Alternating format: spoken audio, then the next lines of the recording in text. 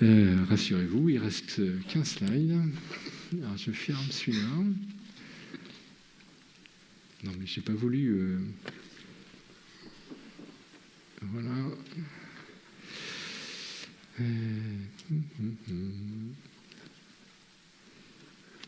Allô, la Terre, il est où? Bon, je vais le fermer, ça va être plus simple. Voilà. Donc, on va passer au point 4. Et le point 4, c'est la présentation du BP 2000... Non, l'affectation des résultats, d'abord. Oh, pardon, Oui. j'ai oublié. C'est pas bien. Point 3, pardon. Les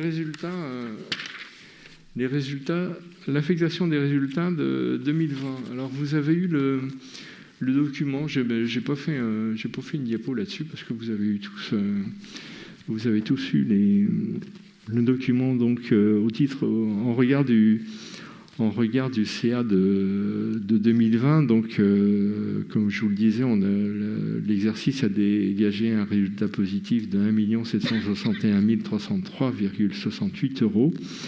Nous avons un solde d'exécution cumulé en investissement.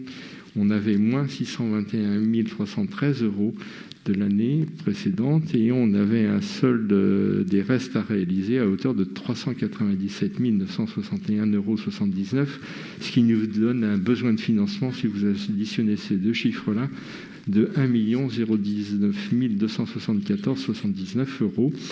Donc, qu'il nous faut bien évidemment financer. Donc, on vous propose, sur les 1 761 303,68 € d'affecter en recettes d'investissement au titre du chapitre 1068 1 565 000 € et au titre des recettes de fonctionnement au titre du chapitre 002 de 196 303,68 €. Si vous faites l'addition des deux, bien évidemment, vous retombez à 1 761 303,68 €. Donc ça, c'est l'affectation des résultats de fonctionnement qu'il nous faut voter. Et c'est intégré au budget, au BP 2021. Donc, sauf à ce que vous ayez des questions. Oui, Madame Bouillet, pardon. Excusez-moi.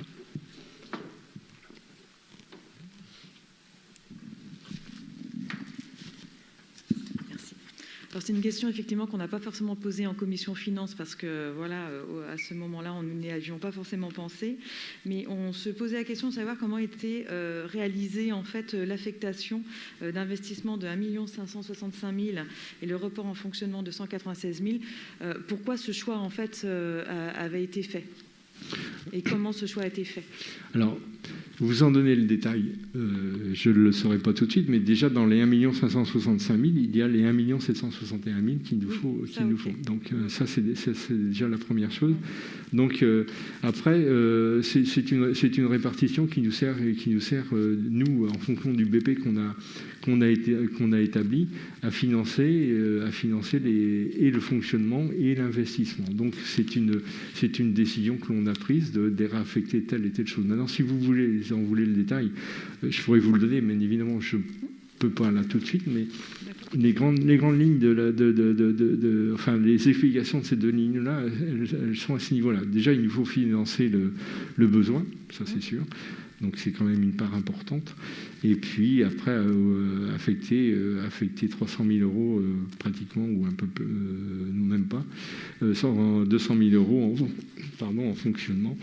Mais ça, je peux vous donner le détail si vous le souhaitez, il n'y a pas de problème. Mais ce ne sont pas des chiffres arbitraires, mais ils ont été construits au travers du BP. Mais c'est vrai qu'on avait oublié d'en demander l'explication. Ok. Ouais, j'aurais pu vous le donner. Voilà. Mais je vous l'aurais donné ce soir avec plaisir si j'avais eu la question. Et là, vous me prenez du cours. C'est ça. Moi, je suis quand même très bon à ce moment-là. Maintenant, je pourrais vous l'écrire si vous voulez. Il n'y a pas de problème. Voilà. Donc, avez-vous d'autres questions, s'il vous plaît? Eh bien, je vais vous demander de voter l'affectation définitive des résultats 2020 au travers de ce que je viens de vous présenter. Donc, qui s'oppose à l'affectation définitive des résultats de 2020? Personne qui s'abstient? Oui. Qui vote pour? Merci.